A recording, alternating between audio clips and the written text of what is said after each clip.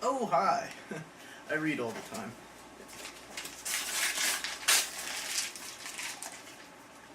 Money. They say it's the root of all evil. But were humans just born with negative traits such as greed before currency was ever established? Today's movie was mostly a critical failure when it was first released, but will it do better by today's standards? And was it ahead of its time, or will it just remain a relic of its past? Today's celluloid shitstorm, the Magic Christian.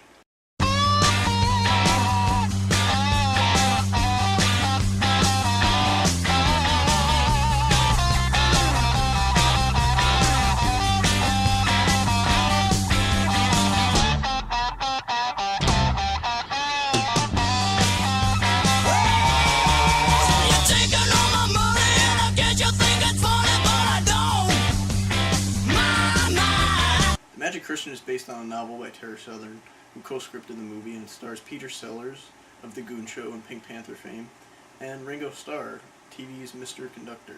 Sellers plays a very wealthy, bored man, probably wasn't acting, and Ringo plays a bum, and Sellers takes Ringo under his wing, makes him his son, and the two of them wreak havoc on society by doing pranks on the public, seeing what they'll do for money. The soundtrack includes original music from Badfinger, such as If You Want It. Essentially, the movie is very episodic. It's a sketch film. It's made up of several different random vignettes. Why don't I just do the whole review like this? This works both in the movie's favor and against it. There's some scenes that seem improvised, not very well thought out, and there's very little character development to speak of. None of the characters really change over the course of the movie. But the movie goes by so quickly, and there's such a range of material that there's bound to be something in there that you'll enjoy. Adding to the film's overall feeling of being kind of thrown together haphazardly are all these random celebrity cameos that occur throughout the movie. You have Spike Milligan, who's also from The Goon Show. Kel Welch turns up at one point, Roman Polanski, and even John Cleese and Graham Chapman, who that year would go on to make a show called Monty Python's Flying Circus. So yeah, basically the movie's a sketch film. It's very hit or miss, though I really did enjoy one of the very last scenes. Ringo and Sellers have this giant vat, and they order tons and tons of blood and urine, and then throw on the money on top of it and watch all the businessmen dunk their heads in and take out all the money.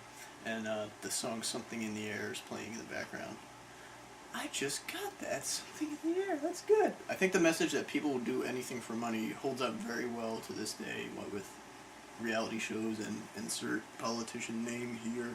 Although there are some scenes that would stand up well on their own, out of context, there's also scenes that are just dated and it just wouldn't connect with the audience these days. Like, for instance, Christopher Lee stripping or Yul Brynner in drag.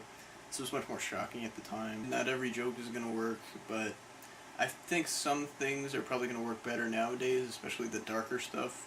Maybe about still early in the film or somewhere in the middle, the film takes a really dark tone for several scenes consecutively, which would probably still seem tame by today's standards anyway. There's bitter overtones, it's over the top, it's offensive, but it's such a nice pairing, Peter Sellers and Ringo. You have Ringo playing this performance of just being very childlike and innocent throughout. All in all, it's a mixed bag. I was hoping there would be a better resolution other than just kind of backing up the original point in the movie. I'm gonna be generous and give this 7 out of 10. It's not the most successful movie, but damn it, it's original. Well, I guess that's about it. I don't have anything funny to say to wrap this up, so stay sexy.